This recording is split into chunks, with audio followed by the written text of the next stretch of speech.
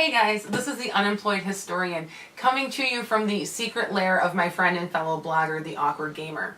So today we're going to talk a little bit about the Civil War, because it was on this day, April 9th, in 1865, that General Robert E. Lee surrendered to General Ulysses S. Grant at the Appomattox Courthouse in Virginia. So the U.S. Civil War had raged for 4 years and cost over 500,000 lives at that point and had produced about 1 million casualties.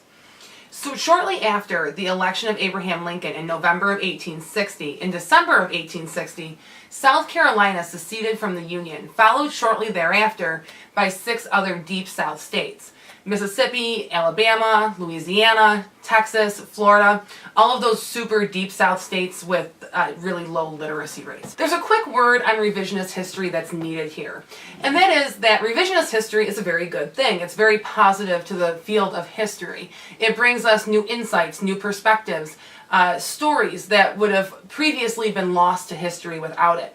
However, in the last few decades, it has really taken up the mantle of the Civil War and kind of run with it.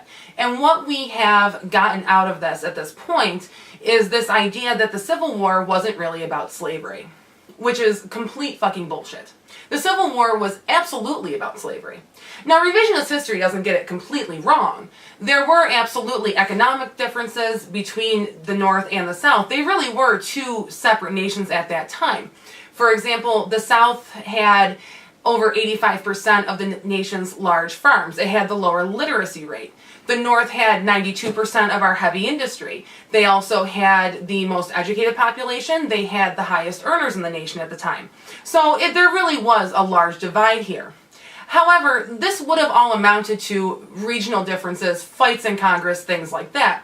What kind of tipped the scale to make it into the bloodiest war in the history of our nation was the issue of slavery. Slavery had become the basis of the South's economy at this point. Large plantations required a huge wealth of labor based on things like climate, based on an old indentured servitude history that goes back to the 18th century, which is another blog for a different day. But at any rate, this was the overriding principle that caused the Civil War. We had conflagrations before the Civil War about slavery, things like the Missouri Compromise of 1850, Bleeding Kansas in 1854. We had congressional battles between the status of states like California and Texas when they were won from Mexico after the Mexican-American War in 1848. So this was definitely not an isolated incident. It was a conflict that had been raging for decades and finally blew up when that balance that we had so delicately tipped back and forth was thrown out of whack with the election of Abraham Lincoln. So anyway, back to the story about today. So by mid-1864, the tide had really turned against the South in the Civil War.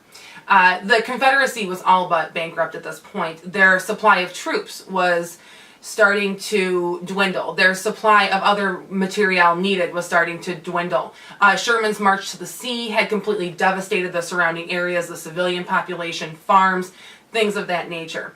So it was on this day that General Robert E. Lee surrendered to Ulysses S. Grant at Appomattox.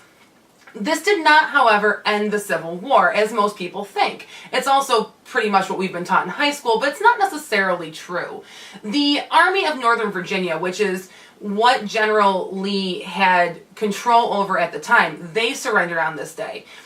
General Lee was a fantastic general. He was absolutely amazing in battle. However, Ulysses S. Grant on the Union side had turned kicking Southern ass into an art form, and he was just unparalleled at it. So the rest of the armies would surrender after this, but they would surrender in pretty close succession. The last of that would be in June of that same year. The terms of surrender at Appomattox that were drafted by Grant were not necessarily harsh. However, fun fact, the sprawling palatial mansion of Robert E. Lee's in-laws, with its rolling hills and these beautiful views of the Potomac, was actually taken over and confiscated by the United States government shortly after the conflict and used to bury Union dead. We know it today as Arlington National Cemetery. Thanks for watching, guys. I'll be coming back at you with more video blogs now that I finally figured this whole thing out and have some help in the process. Don't forget to keep up with me on facebook.com/unemployedinhistory, and I'm told there will be links like right here sort of all of my other websites. Thanks again, guys. See ya.